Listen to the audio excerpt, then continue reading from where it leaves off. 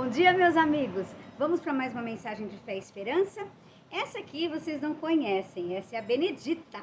A Benedita que para os íntimos chamamos de Piti. Ela teve 6 filhinhas, das 6 filhinhas dela tem 5, né? Hoje uma infelizmente não sobreviveu. Isso há muitos anos, né, Piti? Muitos anos já, que Piti já teve as crianças e é uma senhora de respeito e uma querida na nossa vida. Bom, a minha mensagem hoje é para divertir um pouco vocês, porque eu acordei de madrugada, que eu tinha que trabalhar hoje, e aí eu acordei pensando em algumas coisas que eu acho que vocês vão gostar. Porque é o seguinte, às vezes a gente tem que falar de coisas sérias, de coisas, né? Às vezes a gente tem que falar de coisas mais leves, por exemplo. E hoje é para falar de coisa leve, né? E a Piti, ela tá aqui para nos ajudar, ela é um doce, um meu doce. Bom, eu tava pensando no seguinte, todos nós, temos muitos sonhos, né? Ainda bem, graças a Deus. A criança, então, da minha geração, tá? Eu tô falando de uma época onde a gente acreditava em tantas lendas, tantos contos, tantos sonhos, né? Eu sou de uma geração que se escondia os ovinhos no quintal para falar que era o coelhinho da Páscoa, que a gente acreditava em Papai Noel e hoje a gente acredita em Papai do Céu, né? Que é o nosso Deus que nos presenteia com tantas bênçãos. E a gente acreditava num mundo melhor. Nós acreditávamos nos sonhos que iriam se tornar realidade. Então, hoje você vê que as pessoas perderam os sonhos. E se a gente parar de sonhar, a gente morre. Então, isso é muito triste. Então, quem tem mais ou menos a minha idade vai entender do que eu estou falando. Quem é mais jovem vai achar tudo muito estranho. E quem é mais velho também vai achar estranho porque é de outra geração. Então, antes que a Piti me dê um tapa, porque ela não é tão fina assim quanto parece, né? Então, vamos deixar. Muito obrigada por sua participação especial, Piti, você foi ótima, adorei. Você, nota 10. Vamos focar, né? Vamos focar. Então, a questão é, eu sou de uma geração onde a gente morria de amor. A gente se apaixonava perdidamente, a gente morria de dor de cotovelo, porque era sempre o amor platônico não correspondido, aquela coisa louca. Por que eu tô falando isso pra vocês? Porque eu não sei por que cargas d'água apareceu eu descobri na internet uma novela mexicana que, assim, eu amei. Eu devia ter uns 14 anos, então isso foi de 1986. Você vai dizer, nossa, eu não tinha nem nascido. Não fale isso. Não fale isso que eu falei. Para as pessoas mais ou menos da minha faixa etária, certo? Então, essa novelinha, ela passava às tardes, e à tarde, não vou dizer o canal para não fazer propaganda, né? Mas era uma delícia de assistir, porque era aquela novela bem água com açúcar, os atores lindos, a moça era maravilhosa, o ator era um charme. E eu não lembrava o nome da novela, porque o nome lá em castelhano, em espanhol, nada tinha a ver com o português, mas eu também não lembrava sequer o nome da novela em português. Então nunca eu iria encontrar essa novela, mas eu sempre lembrava dessa novela tão bonita que ficou na minha memória. Por que ficou na minha memória? Porque ela era muito doce, ela era uma coisa bonita de sonho, e toda a minha adolescência foi uma adolescência, a década de 80 foi muito assim, onde nós sonhávamos, nós nos apaixonávamos perdidamente, nós namorávamos, ninguém ficava com ninguém, né? A gente era pedido em namoro. Para dar um beijo demorava, nossa senhora, era um protocolo mais complicado do que o Covid. Mais coisa que o Covid que você tem que fazer era um protocolo para chegar a tascar um beijo na boca de quem você gostava. Então, era uma coisa complicada. Falava com pai, com mãe, periquito, papagaio, aí acabava o namoro. E ninguém ficava inimigo de ninguém. Pelo contrário, a gente acabava tendo grandes amigos, entendendo que aquilo foi um impulso da juventude, dos nossos hormônios da juventude, dos nossos sonhos, né? Porque às vezes a gente se apaixona pela casca, né? Pela beleza das pessoas, idealiza, pelos atores de novela, ou às vezes a gente se apaixona porque aquela pessoa é inteligente, porque aquela pessoa nos cativou de alguma forma, né? Então, quando isso é consistente, isso dura. Agora, a paixão, ela não dura mais que 2 anos, isso comprovadamente. Ou ela vira amor, ou ela não vira nada. Então, voltando à novela e à minha adolescência, que eu acreditava, eu era uma pessoa tão assim sonhadora, e não me arrependo. Eu acho que a ignorância, às vezes, ela é necessária. Mas vamos entender ignorância. Porque assim, primeiro, ignorante não é ser burro. Ignorar é não saber alguma coisa. Então, quando eu ignoro um fato, eu não sei. Então, se eu não sei das catástrofes, das tragédias da vida, eu vou sofrer menos. Isso significa que a criança, o adolescente, ele não tem que ser exposto às coisas que os adultos terão que enfrentar. Porque quando ele for adulto, com certeza ele vai ter que resolver um monte de problema, um monte de coisa. E aí, se ele teve uma infância, uma adolescência mais leve, mais feliz, ele se torna mais forte. Eles vão dizer que é nada, se torna um bobão. Não, não, ele se torna mais forte, porque ele se torna mais sensível, mais humano. E aí, ele, claro, vai sofrer pra caramba, vai se indignar, vai achar que tá tudo errado, que o mundo não é nada daquilo, que aquele mundo tá tudo errado. Não é, é o mundo que existe para nós nesse momento. Mas se eu já começar a sofrer por antecipação, já imaginando que eu tenho que criar os meus filhos para que eles sejam muito fortes e mostrar todas as catástrofes da vida para uma criança, ela nunca vai ter momento para sonhar. E a gente precisa disso, porque o adulto também precisa sonhar. Quando a gente para de sonhar, a gente morre. Então, a novela, ela é muito água com açúcar. E eu só tendo a oportunidade de assistir todos os capítulos. Se não me falha a memória, são 60 capítulos. E a gente se envolve. Por quê? Porque é o sonho, né? É tudo que nós gostaríamos que a vida real fosse e não é. Por exemplo, o principal, né, o personagem principal, além de ser um homem lindíssimo, uma coisa, né, fofa, ele olha para ela com um encanto, como quem está olhando assim, a coisa mais importante, o tudo da vida dele. Sabe aquele olhar assim? Então, quando ele pega, ele olha para aquela mulher como se ela fosse a pessoa mais especial do mundo. E, na realidade, nós somos especiais. Nós somos importantes. Por que as pessoas não podem nos ver com esse carinho, com esse olhar de admiração, com esse olhar de quem, tá olhando uma torta de morango maravilhosa, por exemplo, né? Não vamos falar só em comida. Mas assim, por quê? Tudo bem, eu não sou contra a emancipação feminina, mas nós não tínhamos na minha geração feminicídios.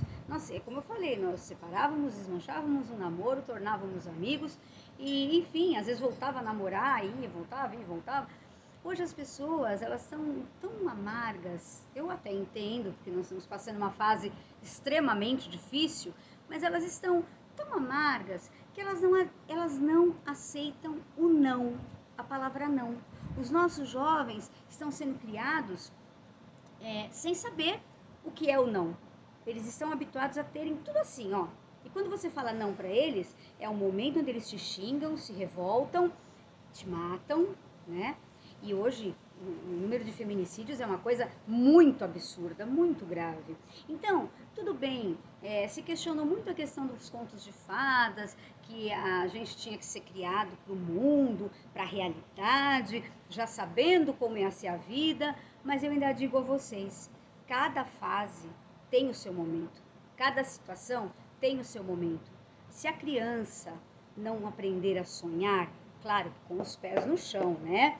Com valores morais, valores éticos muito sérios, mas se ela não tiver objetivo, por exemplo, você chega para uma criança e ela fala que ela quer ser médica, e aí você fala, meu filho, desiste disso aí, porque você não vai ser nunca isso. Primeiro, você não tem bolinha de cristal, você não é o dono da verdade e o mundo dá muita volta. Um exemplo disso é o médico da nossa família maravilhoso, que veio de uma família muito simples, e hoje ele tem 2 consultórios, ele é um excelente médico.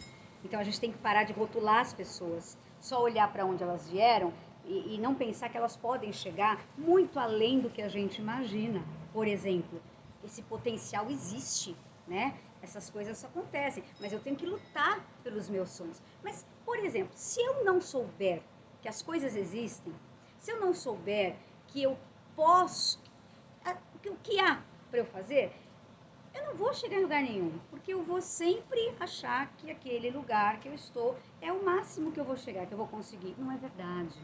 Então, eu preciso saber o que existe de bonito na vida, saber que a vida é perigosa também, saber que ela vai exigir de mim uma atitude muito séria perante a vida, mas uma atitude muito humana e humilde, aquela atitude de não perder a criança que está dentro de cada um de nós.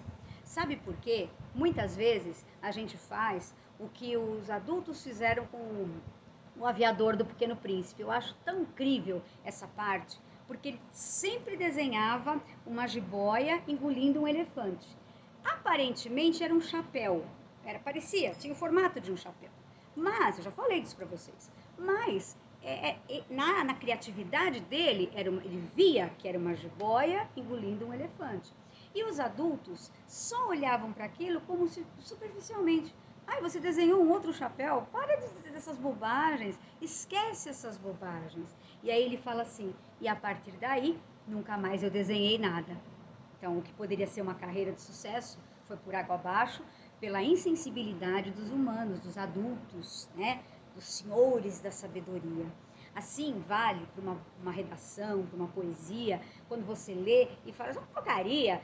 Espera um pouco. As pessoas, elas têm que começar de alguma forma. E aí elas vão se aprimorando.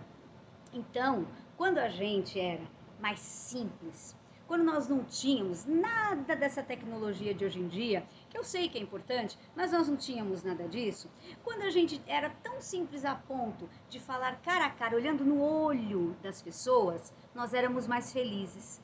Hoje, algumas pessoas se escondem atrás dos celulares, atrás dos computadores, e quando elas se encontram de verdade, de carne e osso, elas não sabem ser pessoas de verdade.